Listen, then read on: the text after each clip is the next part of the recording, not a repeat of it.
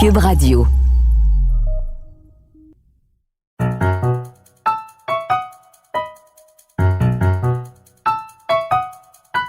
Ici Mathieu Bock-Côté et bienvenue aux Idées mènent le monde.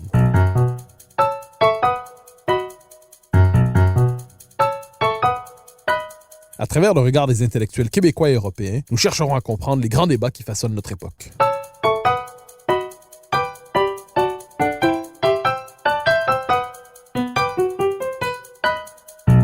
La dérive intellectuelle des universités prend de plus en plus de place dans la vie publique des sociétés des deux côtés de l'Atlantique. Plusieurs s'inquiètent de l'idéologisation du savoir, d'un climat sectaire sur les campus, et plus particulièrement de l'existence d'une orthodoxie au cœur même de l'institution qui devrait plus que tout autre valoriser la diversité intellectuelle. Comment comprendre ce qui se passe à l'université? Cette institution est-elle encore fidèle à ce qu'elle prétend être?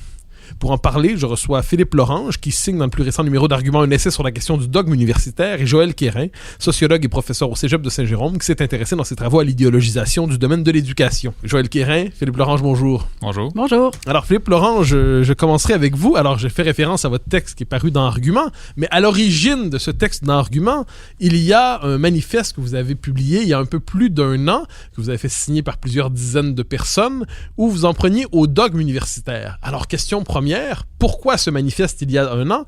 Et deuxième question, qu'est-ce que ce dogme universitaire auquel vous vous en preniez? Eh bien, pour comprendre pourquoi on a écrit ça, c'est tout simplement, il faut revenir à la première phrase qu'on cite dans le manifeste, qui est une citation de Sainte-Beuve, qui disait « Il faut subir son temps pour agir sur lui ». C'est-à-dire que, de préférence, je crois que la plupart des signataires et moi-même aurions préféré ne pas écrire ça, ne pas le publier.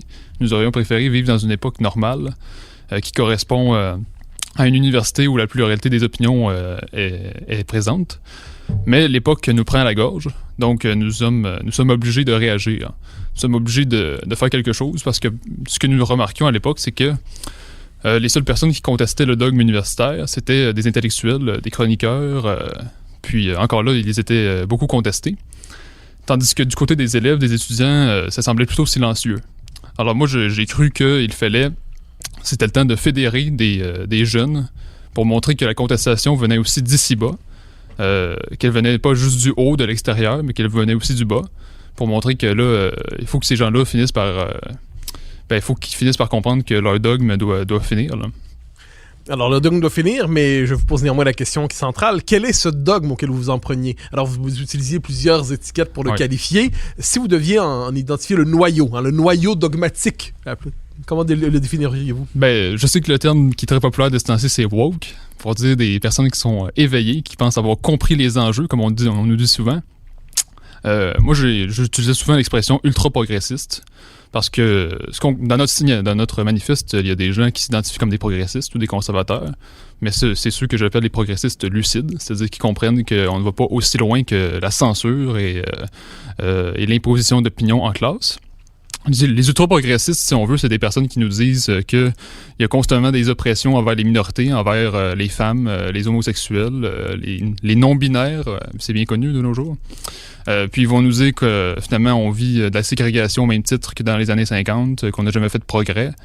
Donc il faut accélérer la lutte, qu'il faut toujours l'intensifier, la radicaliser. Et ces opinions-là, moi je les crois légitimes dans l'université, les cégeps, mais à mon avis c'est une opinion parmi d'autres qui devrait être tout simplement être diffusée de la même manière que d'autres opinions. Mais le fait est que dans les universités, c'est diffusé d'une manière dogmatique, c'est-à-dire qu'on l'enseigne comme si c'était pas une opinion, mais une science, une vérité. Et ça, ça pose problème pour moi, parce que réfléchir, c'est réfléchir de manière dialectique. Donc, c'est réfléchir avec différentes opinions, et non simplement en débitant toujours le même dogme, la même litanie. Alors, je passerai à Joël Quérin dans un instant, mais une dernière question à vous en tant qu'étudiant. Quel est le prix à payer pour ne pas accepter ou ne pas se soumettre à ce dogme universitaire? Vous êtes étudiant, vous êtes encore au baccalauréat, si je ne me trompe pas. Vous préparez vers passer à la maîtrise. Quel est le prix, quelle est la situation d'un jeune qui n'accepte pas, d'un étudiant qui n'accepte pas ce que vous appelez le dogme universitaire? Mais il y en a quand même quelques-uns, là. C'est-à-dire que si vous voulez faire carrière à l'université, de nos jours, vous pouvez oublier ça. Tout simplement parce que de nos jours, nous savons que nous recrutons par cooptation dans les universités, par copinage, si on préfère.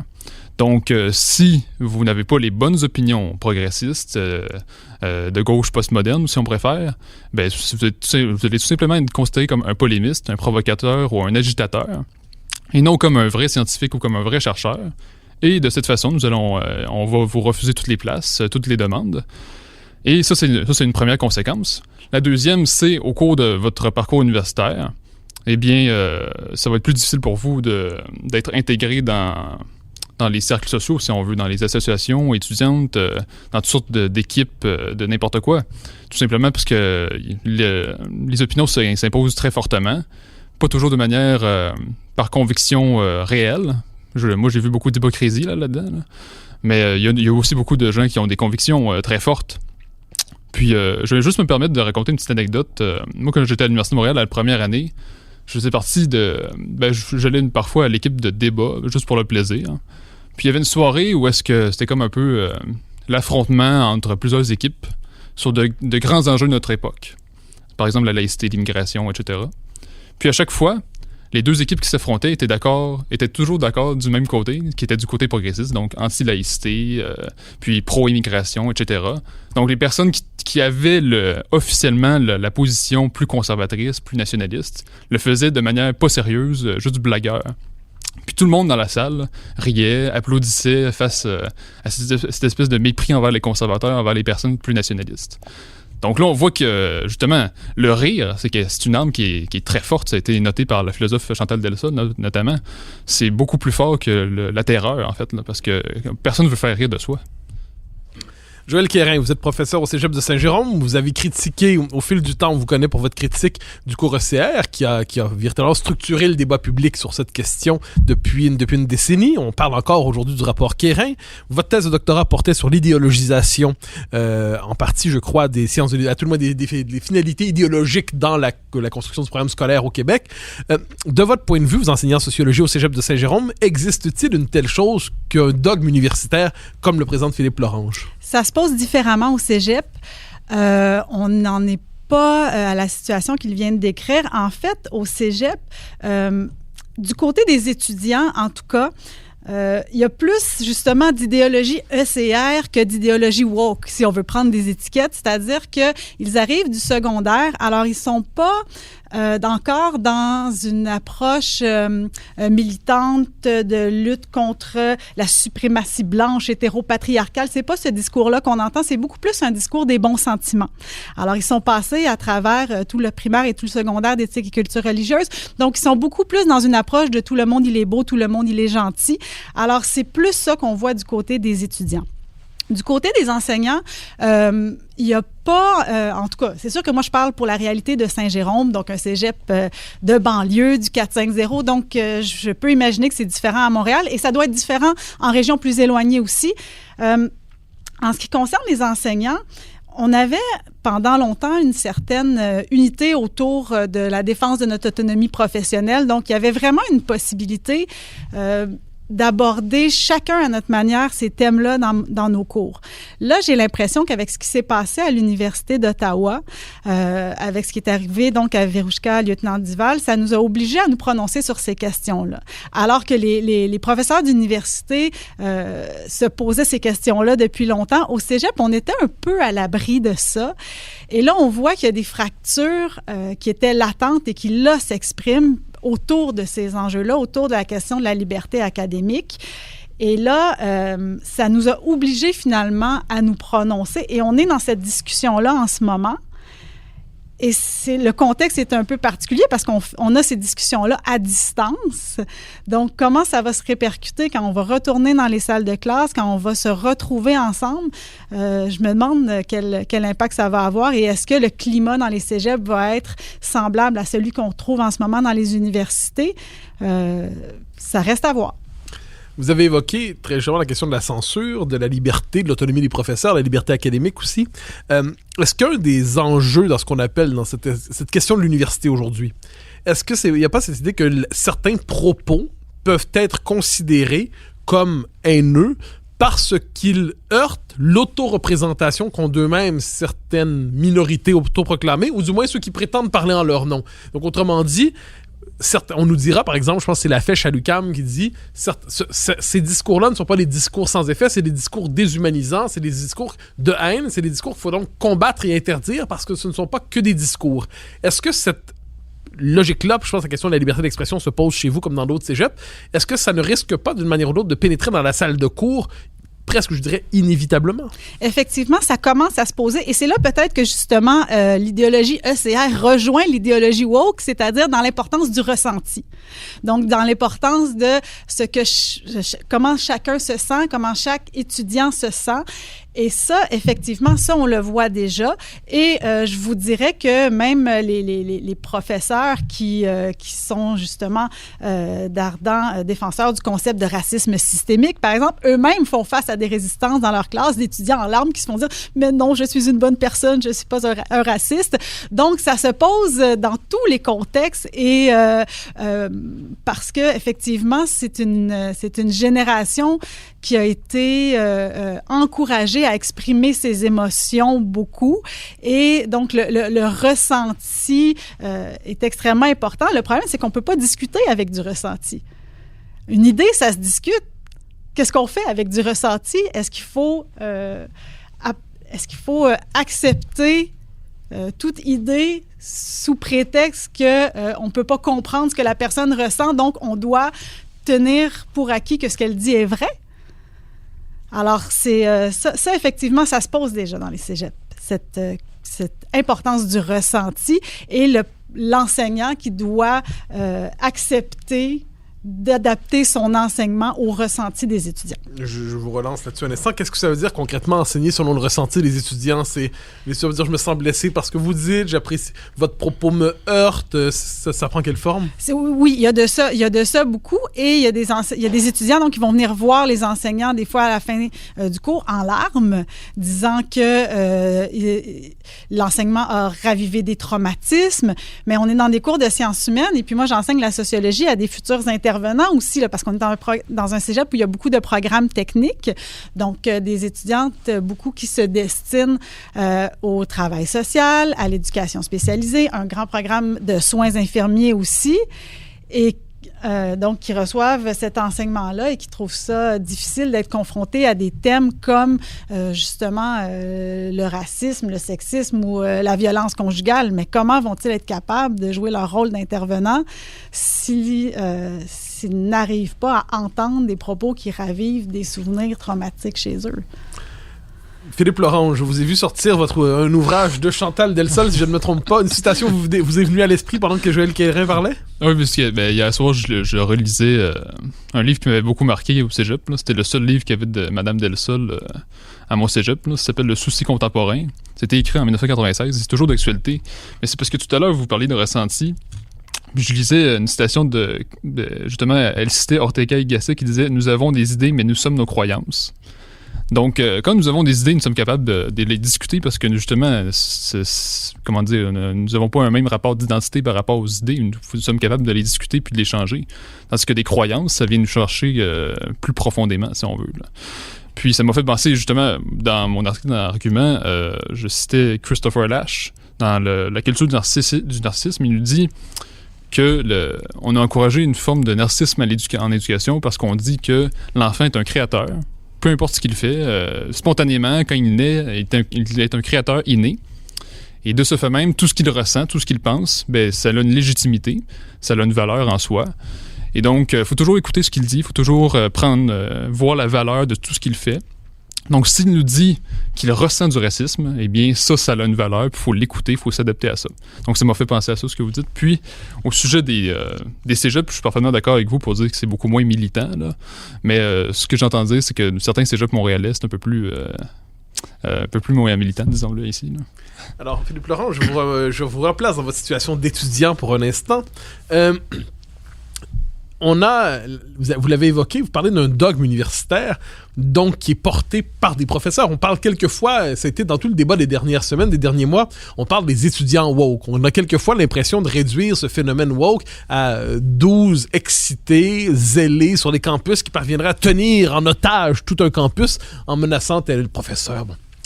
Or, est-ce qu'on peut pas dire que ce dogme universitaire dont vous parlez est aussi porté par l'université. Vous parliez tantôt de la diversité des points de vue. Est-ce qu'un des pièges du débat actuellement, c'est que certains points de vue se maquillent, se griment en discours scientifique, et dès lors, s'il s'agit de science, il n'y a plus de discussion possible. Il faut seulement accepter la conclusion qui vous est donnée, même si les sujets sont quelquefois inattendus, pour le dire comme ça. Même si on présente comme scientifique, ce qui relève très souvent de l'opinion. Est-ce que, pour un étudiant qui est dans un cours, le fait de poser une question qui conteste l'idéologie du professeur, ce n'est pas vu comme un geste de défiance anti-scientifique? Ben, c'est-à-dire que les événements les plus radicaux qu'on voit dans l'actualité depuis ces derniers mois, même depuis plusieurs années, en fait, c'est certain que ça vient souvent des étudiants, les plus militants. Mais il faut comprendre, moi, je fais une différence entre, pour employer un vocabulaire un peu plus marxiste, entre l'avant-garde et le reste du parti. C'est-à-dire qu'il y a une avant-garde étudiante qui est beaucoup plus militante, qui va toujours plus loin dans le combat. Et il y a tout le reste du parti, du dogme universitaire, qui impose sa loi.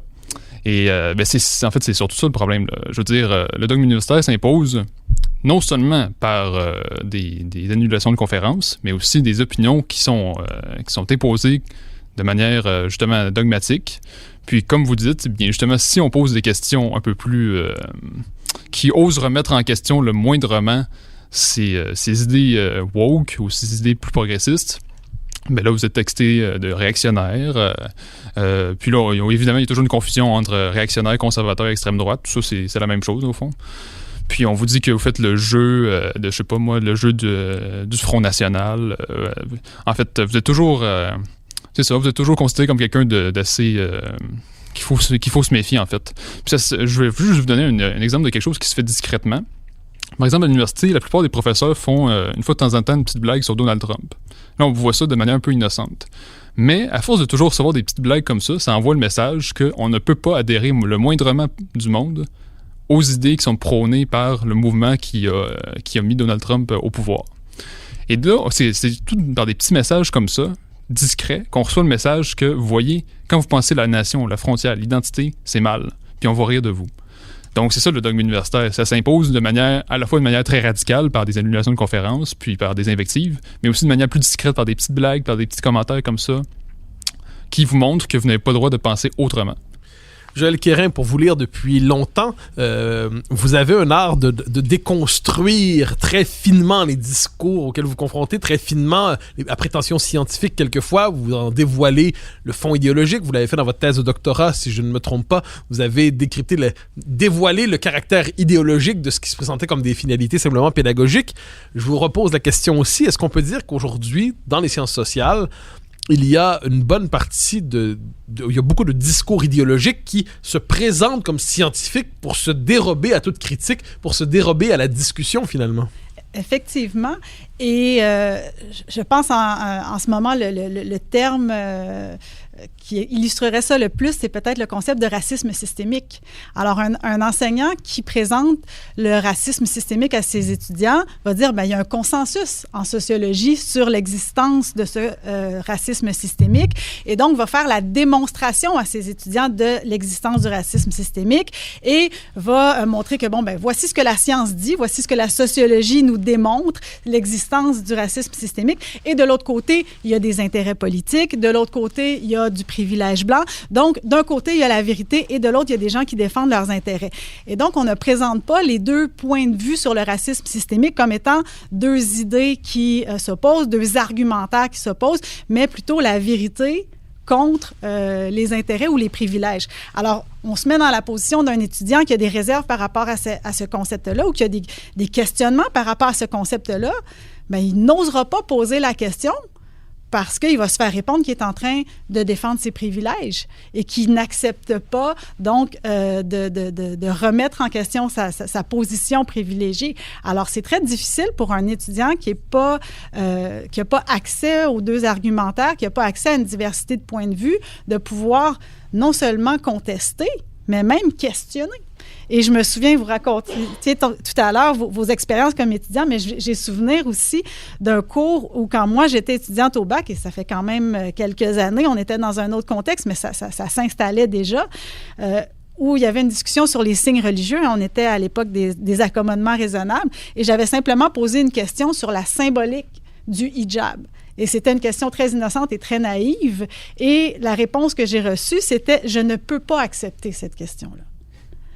Donc, c'est ça aussi le message que les étudiants reçoivent, c'est que certaines questions, certains doutes, certaines critiques ne sont pas recevables. Elles sont illégitimes puisqu'elles sont la preuve qu'on défend sa position de privilégié. Alors, c'est très difficile d'aller à l'encontre de ça.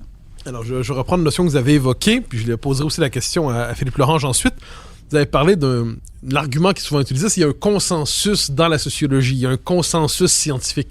Est-ce qu'on ne peut pas dire qu'en sciences sociales, ces consensus scientifiques prétendus ne relèvent pas davantage de la rhétorique de justification, davantage qu'un véritable consensus scientifique établi autour de tel ou tel concept? Autrement dit, est-ce que le fait qu'un concept devienne hégémonique, c'est pas davantage un signe politique qu'un signe de recherche scientifique dans des questions aussi sensibles que celles que vous évoquez?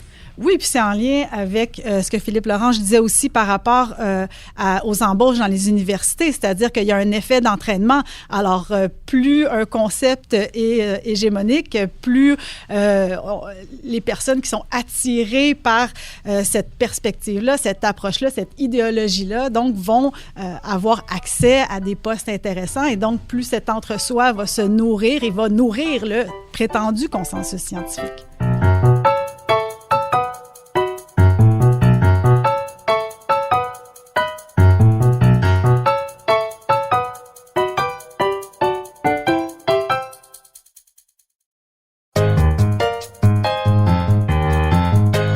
Philippe Lorange, on vient d'évoquer la question du consensus scientifique auquel tous devraient se rallier, bien qu'il soit souvent maquillage scientifique de réalité idéologique. J'aimerais revenir un instant à la fois sur votre texte et sur le manifeste dont on parlait au tout début de l'émission. Ce n'est pas un texte solitaire que vous avez fait paraître cette fois-là. Vous avez trouvé beaucoup de co-signataires à ce texte-là. Question toute simple, est-ce que vous avez l'impression dans vos classes à l'université, d'une manière ou de l'autre, qu'il y a quelque chose comme un malaise plus ou moins avoué par rapport à ce dogme universitaire, pour reprendre votre formule? Est-ce qu'autrement dit, ce que vous ressentez, vous êtes très nombreux, mais si oui, comment s'exprime ce désaccord s'il n'est pas possible de le faire de manière légitime en salle de classe, il n'est pas possible de se rassembler sous cette étiquette-là sans risquer un discrédit d'une manière ou de l'autre? Comment s'exprime cette espèce de dissidence discrète qui aboutit un jour à votre manifeste? Ben, je ne sais pas en dehors du cas québécois, mais je sais qu'au Québec, les jeunes ont un peu le même réflexe que leurs parents, là, c'est-à-dire qu'ils vont un peu se renfrogner dans leur coin puis se plaindre entre eux, là, de manière un peu discrète, en murmurant. Là. Mais c'est ça, il n'y a pas vraiment de militantisme, il n'y a pas de regroupement pour essayer de militer en faveur d'une plus grande liberté d'expression. Donc, ça se limite à simplement... c'est comme si tout le monde se sent un peu isolé par rapport à ça, jusqu'à temps que quelqu'un sorte en classe et dise son opinion. Là, à ce moment-là, à la fin de son cours, cette personne-là est quasiment assurée de voir 2 ou 3 personnes venir le voir pour le féliciter. Ou lui dire « Je suis parfaitement d'accord avec toi, mais je le dirai pas en public ». Donc, on voit que, justement, c'est certain qu'il y a un risque au fait de s'exprimer, que j'ai mentionné tout à l'heure. Mais il y a toujours, justement, des étudiants qui n'adhèrent pas du tout à ces idées-là, puis qui osent réfléchir par eux-mêmes, mais qui ne vont pas forcément le dire verbalement.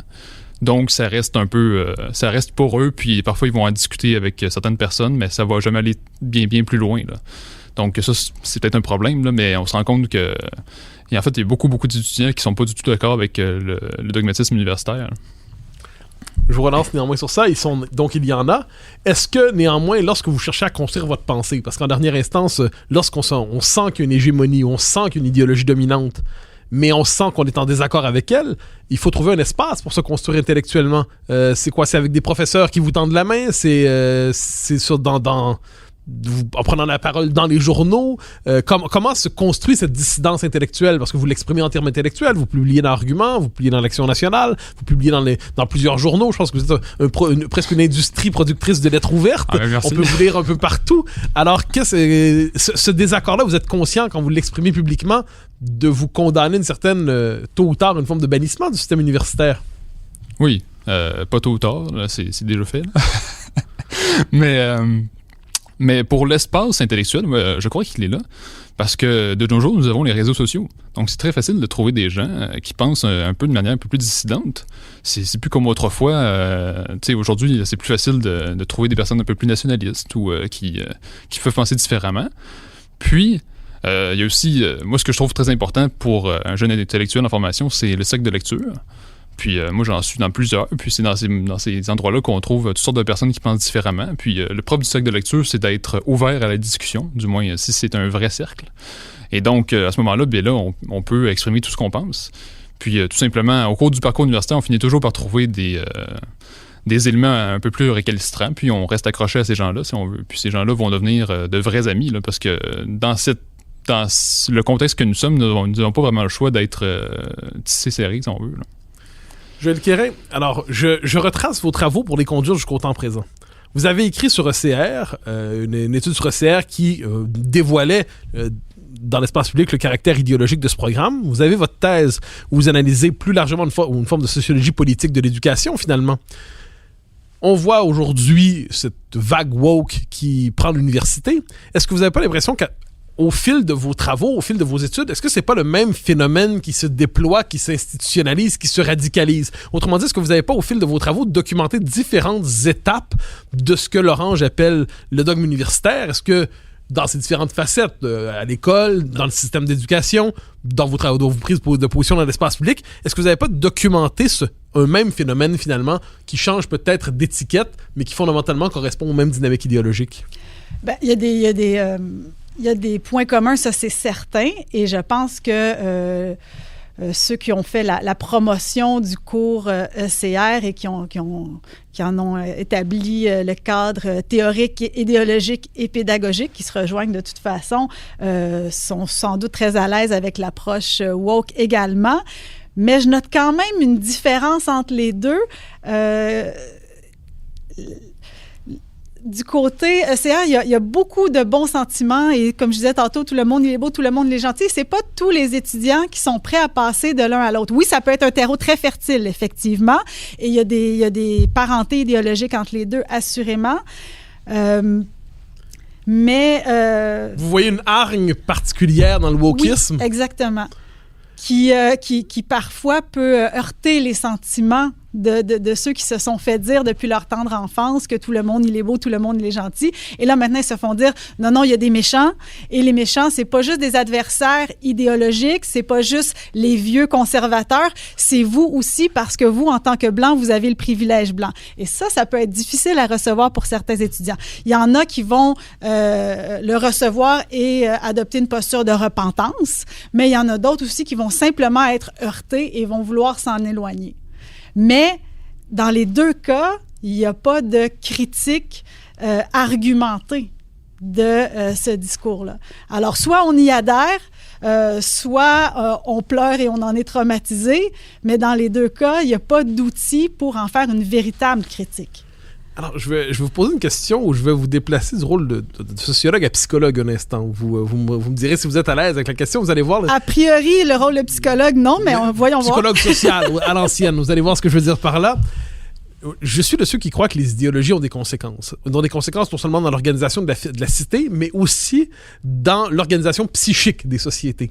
Et certaines idées en viennent à façonner des traits de caractère, à façonner des traits de personnalité qui font qu'en dernier instant, c'est la société qui change sa définition presque de l'être humain, même quelquefois. Est-ce qu'on pourrait dire qu'il y a... Et là, vous allez voir comment je vous invite à vous faire psychologue. Est-ce qu'on pourrait dire que ECR a ramolli la société et donc ça rend les gens avec des moins grandes capacités de résistance, mais une société ne peut pas être toujours molle et à un moment donné, le wokisme correspond à un durcissement, une fanatisation de cette nouvelle sensibilité qu'a implanté ECR. Vous voyez dans quel rôle je vous place? Oui, effectivement. Est-ce qu'il y a une fragilité mentale du woke? Oui, mais il y a aussi une fragilité mentale chez plusieurs de ses adversaires aussi, justement, qui ne sont pas en mesure d'y opposer des véritables arguments. Et des fois, effectivement, ça sort tout croche. Et Philippe Lorange parlait tout à l'heure des réseaux sociaux. Je n'y suis pas, mais j'ai l'impression que c'est pas là que la véritable critique argumentée et documentée s'exprime tellement. Et au contraire, j'ai l'impression que des fois, sur les réseaux sociaux, des fois, ça va être juste un déferlement de haine qui va contribuer à ce que justement les woke disent, ben, vous voyez la haine, vous voyez le discours haineux, c'est contre ça qu'on se bat.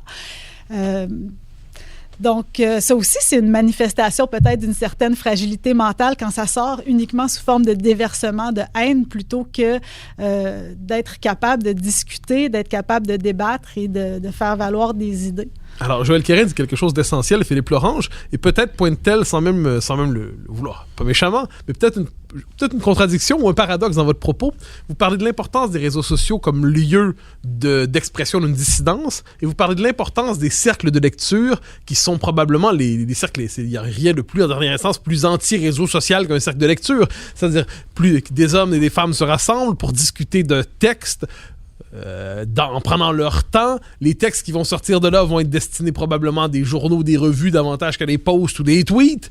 Est-ce qu'en dernière instance, quel est le véritable lieu? Si je vous demandais de hiérarchiser, hiérarchisons. Si je vous demandais de hiérarchiser entre le cercle de lecture et le réseau social, sur lequel des deux s'exprime selon vous la dissidence la plus essentielle? Et vous avez, les deux réponses peuvent être bonnes. Vous allez peut-être me dire que les réseaux sociaux sont plus efficaces, les autres vont plus en profondeur, j'en sais rien. Mais si vous deviez hiérarchiser, où se situe d'abord votre dissidence? Mon Dieu, c'est difficile à dire. Parce que, en fait, pour moi, le cercle de lecture, c'est un peu comme le quartier général. C'est-à-dire, c'est le lieu où est-ce qu'on se réunit justement pour réfléchir un peu plus en profondeur entre nous. Puis justement, ça permet de nouer des amitiés, de nouer des liens importants, puis de discuter plus en profondeur. Mais sur les réseaux sociaux, moi, ce que je voulais dire, c'est que moi, je fais pas beaucoup, je fais pas vraiment de débat Facebook, là. Je trouve que ça mène toujours à des combats de coq, un peu, là. Mais ça permet de trouver des gens. C'est ça que je voulais dire. C'est juste pour rejoindre les personnes puis après les voir dans la vraie vie. C'est ça que je voulais dire. Mais c'est vrai que les réseaux sociaux, ça mène à un certain ensauvagement de la démocratie, pour reprendre votre expression. Mais en même temps, les réseaux sociaux, ça mène à des contestations beaucoup plus fortes, des contestations sociales et politiques. On le voit par exemple, je pense pas que des mouvements comme le Brexit ou les Gilets jaunes auraient pu prendre autant d'ampleur sans les réseaux sociaux, ou du moins ça aurait été peut-être plus difficile. Donc, c'est difficile à hiérarchiser, pardon. Mais si on veut vraiment un espace de pensée, c'est beaucoup plus le cercle de lecture, moi, je dirais. Joël Quérin, je vous relance sur ce thème qui me semble assez important, en fait. Philippe Lorange nous dit à sa manière, les réseaux sociaux, vous dites déversoirs de haine, et vous avez certainement raison, mais est-ce que c'est pas le lieu où c'est exprimé depuis, depuis 10-15 ans peut-être, une forme de dissidence populaire ou massive qui ne parvenait pas à s'exprimer dans l'espace public, dans l'espace médiatique ou à l'université. Autrement dit, sachant que les révoltes ne sont pas toujours hygiéniques, sachant que la contestation d'une idéologie dominante ne se fait pas toujours avec des gants blancs et avec une musique d'ascenseur. Est-ce que ces espaces, aussi troubles soient-ils, est-ce qu'ils ne contribuent pas néanmoins à oxygéner la démocratie? Peut-être que je serai obligée de m'y convertir un jour, qui sait, mais l'impression que j'ai de l'extérieur, et peut-être que ceux qui y sont me corrigeront, c'est qu'au contraire, on est de plus en plus dans l'entre-soi et chacun, c'est le phénomène des chambres d'écho, là, je l'invente pas, on l'entend beaucoup. Donc, chacun entend ce qu'il veut entendre, mais est-ce que c'est vraiment propice au débat, à l'échange d'idées? Je parle pas au débat échangé, je parle de contestation politique. Je m'explique. L'échange d'idées, l'université devrait être sa place. En dernière instance, ou à la rigueur, les journaux peut-être, les revues. Mais sachant que l'espace public institué laisse de moins en moins de place peut-être au pluralisme intellectuel, est-ce qu'inévitablement ce nouveau clergé, ce cléricat, ne sera pas contesté d'une manière ou d'autre par, appelons ça, une révolte des paysans avec leurs fourches, mais aujourd'hui, le visage que ça prend, c'est les réseaux sociaux avec leur caractère quelquefois trouble dans la violence des sentiments qui s'y expriment? Peut-être, mais c'est aussi le lieu du lynchage. On l'a vu à l'Université d'Ottawa. Donc, je pense que sur les réseaux sociaux non plus, c'est pas sans risque quand on émet une opinion qui va à l'encontre de l'idéologie dominante. Donc, est-ce que ça peut réellement être un lieu de contestation? Peut-être, mais est-ce que il y a plus d'oxygène sur les réseaux sociaux qu'ailleurs? Pas nécessairement. Et puis, avec une simple capture d'écran ou un simple enregistrement qu'on peut faire jouer en boucle en dehors de son contexte, on peut ruiner la réputation de quelqu'un. Alors, c'est pas sans risque non plus, les réseaux sociaux. Mais peut-être qu'un jour, je m'y convertirai. Vous pourrez essayer de me convaincre. Ah non, mais non, c'est très important, ce que vous dites. C'est-à-dire, effectivement, c'est aussi le lieu du lynchage, c'est le lieu de l'ensauvagement, c'est le lieu de l'exécution publique des uns et des autres. Retour aux conditions de la vie de la pensée aujourd'hui. Je vous pose la même question aux deux. Alors, on a l'université qui, théoriquement, devrait être le lieu du pluralisme intellectuel. L'université qui l'est de moins en moins, on l'a dit, je pense que c'est bien documenté. À quelles conditions... En fait, imaginez-vous une restauration progressive de la liberté intellectuelle dans l'université. Et de quelle manière serait-il possible de la restaurer, ne serait-ce que partiellement? Est-ce que vous croyez que c'est imaginable ou est-ce que la vie intellectuelle va devoir se réfugier ailleurs d'une manière ou de l'autre pour un certain temps? Il y eut un temps, au temps des pays de l'Est, il y avait les universités clandestines, de Roger Scruton en Tchécoslovaquie, il y avait les samizdat. Est-ce que le destin de la vie intellectuelle est de s'extraire de l'université d'une manière ou de l'autre? Philippe Lorange, je vous pose d'abord cette question difficile. Mais je suis parfaitement d'accord avec vous pour dire que les réseaux sociaux, c'est quand même vraiment un déversoir de haine. Mais justement, si on a aucune présence là-dessus, c'est certain qu'on peut pas régler non plus la situation, là. Mais c'est pas un reproche que je vous fais personnellement. Puis moi, je vous conseille pas forcément d'entrer là-dessus non plus, là. Mais pour plusieurs années encore, moi je pense que l'espèce de marxisme ressuscité qu'on vit présentement va rester là encore pendant plusieurs années. Ça va finir par s'effondrer parce qu'on a fini par en finir avec le communisme puis différentes idéologies. Mais après, quand ça va être fini, ça peut être quelque chose d'autre. Hein. Ça peut être tout simplement une autre idéologie qui prend la place puis ça va être tout aussi étouffant. Donc, d'une manière ou d'une autre, je pense que si on veut réfléchir vraiment, il faut aller en dehors de l'université, puis il faut former justement des espèces d'universités clandestines. Universités clandestines. Au moins l'idée, c'est-à-dire oui, mais c'est ça. Au moins des sacs de lecture, des instituts, des conférences. Moi, quand je vivais à Montréal, j'allais à toutes sortes d'événements, puis c'est là qu'on peut vraiment rencontrer des personnalités qui pensent un peu différemment, qui sont ouvertes à différentes idées. Donc, si on veut réfléchir vraiment, il faut sortir de l'université, parce que cet endroit-là est rendu beaucoup trop étouffant. Joël Quérin, je vous pose la question. Peut-être je vous mets dans une position où vous devez annoncer, deviner. Est-ce que vous croyez que la vie intellectuelle est encore possible dans l'université? Ça fait quand même quelques années que je suis plus à l'intérieur de l'institution, donc c'est pour ça que j'avais peut-être un peu de mal à répondre à la question. J'essayais de voir quels étaient ces lieux où d'autres discours pouvaient se faire entendre. Mais comme Philippe Lorange le disait tantôt, à partir du moment où ils sont menés, où ces discours-là sont tenus à l'extérieur de l'université, ça permet aux universitaires de les présenter justement comme étant pas sérieux, pas documentés, à l'extérieur du consensus scientifique et donc de les ridiculiser devant les étudiants. Donc oui, ça prend des espaces à l'extérieur de l'université pour pouvoir penser autrement, mais en même temps, il faut savoir que ça donne quand même des munitions à ceux qui veulent présenter ces discours-là comme étant des gens qui défendent leurs intérêts, des polémistes, effectivement, contrairement à leur discours qui lui, serait sérieux. Alors oui, il vaut mieux ça que l'hégémonie totale, mais ça fait en sorte que les discours, dans le fond, et que les argumentaires ne sont pas à armes égales. Je vous relance néanmoins sur ce à armes égales, c'est très important, c'est-à-dire vous pratiquez la sociologie, vous enseignez la sociologie, une discipline qui normalement aujourd'hui est associée à une forme d'orthodoxie idéologique. Ça n'a pas toujours été le cas quand on pense aux grandes figures de l'histoire de la sociologie, de Durkheim, Weber, Pareto, Aron plus proche de nous, Paul Hollander, on pourrait en nommer d'autres. Il y a eu de grands sociologues qui n'étaient pas dans la récitation des prières officielles du régime diversitaire. Il n'en demeure pas moins que vous pratiquez la sociologie, vous l'enseignez dans le monde qui est le nôtre aujourd'hui, où c'est devenu une discipline, certains diraient, confisquée. Est-ce que vous trouvez dans la sociologie les instruments et les ressources conceptuelles pour critiquer justement cette idéologie nouvelle, à tout le moins cette idéologie dominante? Est-ce que votre discipline vous permet de mener cette critique du discours dominant dont nous parlons depuis le début de cette émission? Mais l'approche que moi je privilégie, c'est de voir mon métier comme une initiation, oui, à la sociologie, mais à ses objets, à ses thèmes, à ses concepts et aux débats qui les entourent. Donc, c'est l'approche que moi, j'ai choisi d'adopter, c'est-à-dire que quand moi, je parle de racisme systémique, c'est pas pour dire que c'est le consensus scientifique, c'est pour dire que c'est un thème important maintenant en sociologie, que c'est un concept qui a été développé par la sociologie. Et une fois que j'ai dit ça, bien, voici les arguments de ceux qui défendent ce concept-là et voici les arguments de ceux qui s'y opposent. Alors, c'est l'approche que j'ai choisi d'adopter. Ça semble bien fonctionner. Il y a une bonne réceptivité de la part des étudiants. Mais est-ce que je vais me faire dire que je ne défends pas le consensus scientifique en ne rentrant pas en salle de classe et en disant « il y a du racisme systémique, je vais vous expliquer pourquoi et je vais vous sensibiliser et je vais vous expliquer pourquoi vous faites partie du problème ».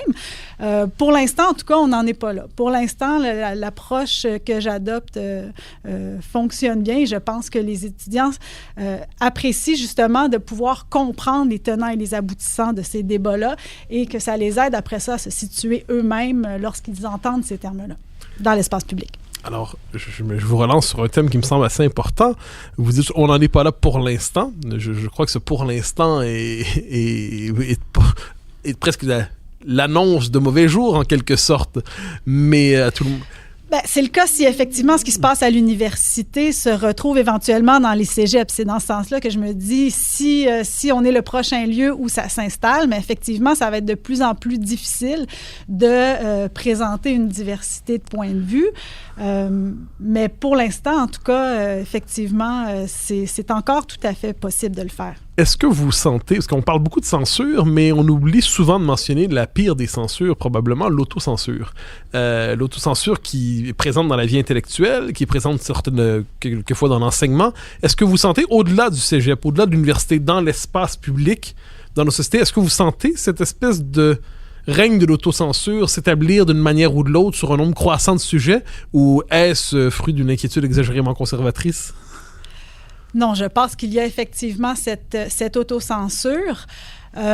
Et effectivement, l'affaire de l'Université d'Ottawa a permis d'en prendre la mesure. C'est-à-dire que chacun le faisait peut-être chacun de son côté, en se disant, bon, ben la dernière fois que j'ai abordé tel sujet ou la dernière fois que j'ai utilisé tel mot ou la dernière fois que j'ai cité tel texte, j'ai senti des inconforts, j'ai senti du malaise. Alors, la prochaine fois, je vais le faire autrement pour que ça se passe mieux.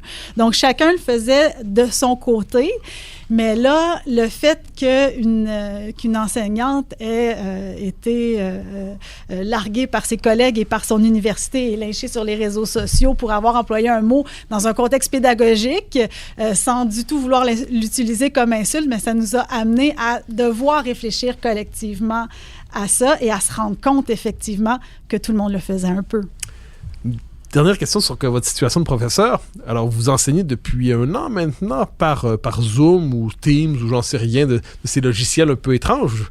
Est-ce que vous avez peur d'être filmé, d'être enregistré quand vous donnez vos cours? Vous sentez-vous aussi libre que devant une salle de cours classique?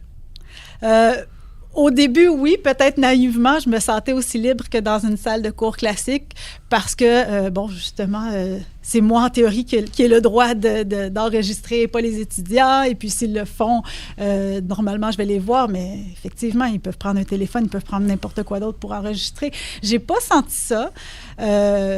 Mais une chose qu'on remarque aussi, puis peut-être parce que ce sont des plus jeunes, c'est la présence des parents. Alors, ils sont souvent au domicile familial. Les parents sont en télétravail et des fois, on en voit passer. Des fois, c'est très sympathique. Ils apportent le café et le petit déjeuner à leur enfant, surtout quand le cours est le matin. Mais ça, c'est une chose aussi, c'est que le cégep, c'était le moment où on prenait une distance par rapport à ses parents. Moi, jusqu'à maintenant, j'avais jamais vu de parents, j'avais jamais entendu de parents. Il n'y a jamais un parent qui m'avait téléphoné pour me passer un commentaire parce que les parents ne sont pas dans la salle de classe et à partir du cégep, les parents ne reçoivent plus les communications du cégep, alors qu'au primaire et au secondaire, ils reçoivent les communications de l'école et puis ils peuvent être convoqués à des réunions de parents et tout ça. Alors maintenant, je suis plus consciente de la présence des parents qui peuvent entendre le cours et ça, c'est un peu étonnant. Philippe Lorange, la question de l'autocensure. Est-ce que vous sentez cette autocensure dont on parle beaucoup, qui s'installe dans l'université, oui, mais plus largement dans l'espace public? Parce que je crois comprendre, je devine qu'avec une position comme la vôtre, eh bien, ils doivent être nombreux ensuite à venir vous dire discrètement, je suis d'accord avec ce que tu viens de dire, mais surtout ne le répète pas. Autrement dit, l'autocensure se confesse. Est-ce que vous avez l'impression que ça fait partie de l'environnement intellectuel dans lequel vous évoluez aujourd'hui? Oui, c'est vraiment très fort, là. Puis peut-être moins au cégep parce que justement, comme vous l'avez noté, c'est peut-être beaucoup moins militant. Puis on n'a pas... les méthodes d'ostracisme sont beaucoup moins présentes. Mais oui, je pense que l'autocensure, c'est encore... c'est pas mal fort parce qu'il y a des gens qui savent pas encore très bien qu'est-ce qu'ils veulent faire de leur vie, qui ont des ambitions, puis là, ils savent que dans les milieux dans lesquels ils sont intéressés, par exemple le droit ou n'importe quoi d'autre, c'est très conformiste. Donc, il faut qu'ils surveillent tout ce qu'ils disent. Il faut qu'ils s'assurent de ne pas être trop présents dans des lettres ouvertes qui pourraient être compromettantes pour leur avenir. Puis moi, justement, quand je cherchais des signatures pour mon manifeste, j'ai essuyé... Je dirais que plus de la moitié des refus que j'ai vus, c'était des gens qui disaient je suis d'accord, mais jamais je signerais une chose comme ça, là, parce que c'est beaucoup trop dangereux pour moi. Donc, l'autocensure est très forte, là. Puis, je pense qu'à force de s'exprimer, on peut essayer de casser ça parce que c'est justement par envoyer des personnalités un peu plus qui osent s'exprimer que ça engendre un certain courage plus collectif, là. Alors, nous arrivons vers la fin de cette émission. On a connu au 20e siècle l'hégémonie marxiste dans la deuxième moitié du 20e. On a connu peut-être, certains disent l'hégémonie néolibérale, mais c'est surtout en économie plus qu'en sciences sociales dans la fin des années 90, début 2000. On connaît aujourd'hui ce qu'on appellera l'hégémonie woke. Est-ce que vous avez l'impression, est-ce que vous sentez que cette hégémonie peut tomber ou croyez-vous que nous sommes devant une doctrine qui est tellement finalement irréelle qu'elle ne peut que tomber, ou avez-vous l'impression qu'on en a encore pour un bon moment à être obligé de fonctionner dans ces catégories dans l'espace public, à recevoir ces catégories idéologiques, à devoir apprendre à vivre avec elles parce qu'elles façonnent même jusqu'au langage populaire, au langage personnel? Joëlle Quérin. Elle est certainement pas en décroissance, en tout cas. Elle est en progression, donc ce serait bien prématuré d'annoncer son déclin. Est-ce que ça veut dire que ce déclin n'arrivera jamais? Ce serait bien étonnant, là, parce qu'il n'y a aucune idée hégémonique qui n'a pas connu de déclin, mais on n'en est pas là du tout, en tout cas. Oui, c'est votre manière d'être optimiste pour l'instant.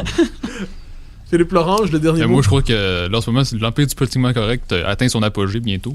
Puis quand un empire atteint son apogée, c'est le début du déclin après. Là. Ça va être la crise, puis tout va s'effondrer. Moi, je suis vraiment optimiste. Puis j'ai de la difficulté à comprendre les gens qui me disent « Je pense qu'on n'en sortira jamais. » Ben non, là. Il y a pas si longtemps encore, l'Église catholique était très forte au Québec, puis s'imposait. Là. Puis aujourd'hui, c'est l'anticléricalisme qui est très fort. Mais je pense que quand je vais être rendu, je sais pas moi, dans la cinquantaine, on va juste rire de ces idées-là. Là. Je me permets une dernière question, bien que j'avais annoncé la fin de l'émission. Joëlle Quérin, et elle est pour vous. Philippe Laurent, je viens de dire, on a assisté à la fin de l'Église catholique. Ensuite, donc, le catholicisme a tombé, le wokisme tombera. Question très québécoise, parce que vous avez travaillé dans la société québécoise. Est-ce que vous avez le sentiment que d'une certaine manière, une forme de cléricalisme nouveau qui s'est établi à travers ça aujourd'hui, à travers les grandes institutions? Il y a eu le cléricalisme, il y a eu le temps de la grande noirceur, comme on disait, les commandements de l'Église qui structuraient nos vies. Avez-vous l'impression quelquefois qu'on vit une forme de cléricalisme nouveau qui ne s'appuie plus désormais sur Rome, mais qui s'appuie sur je ne sais quelle université américaine ou à tout le moins sur je ne sais quel campus américain, dont on reçoit les commandements, on les applique? Et d'une certaine manière, le Québec vit une nouvelle forme de cléricalisme, même si la révélation n'est plus la même. Tout à fait. À partir du moment où on se dit certaines idées sont irrecevables parce qu'elles vont à l'encontre du sens du progrès, c'est la même chose que quand on disait certaines idées sont irrecevables parce qu'elles vont à l'encontre de la volonté divine. Donc, il y a cette même tentation de la censure au nom du bien. Alors ça, effectivement, c'est un point commun qui est indéniable. Alors, c'était finalement cette manière d'être optimiste pour la fin, sachant qu'en dernière instance, tous les dogmes finissent par se décomposer. À tout le monde, on peut le croire. Joëlle Quérin, Philippe Laurent, je vous remercie pour votre passage aux Idées mènent le monde. Merci beaucoup. Merci à vous.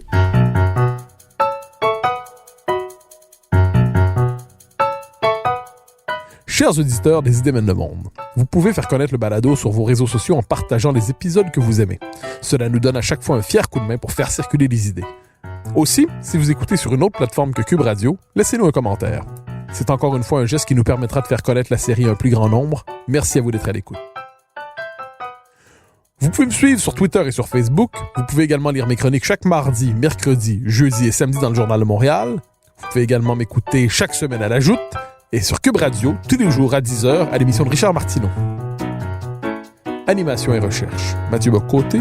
Réalisation, Anne-Sophie Carpentier. Une production Cube Radio.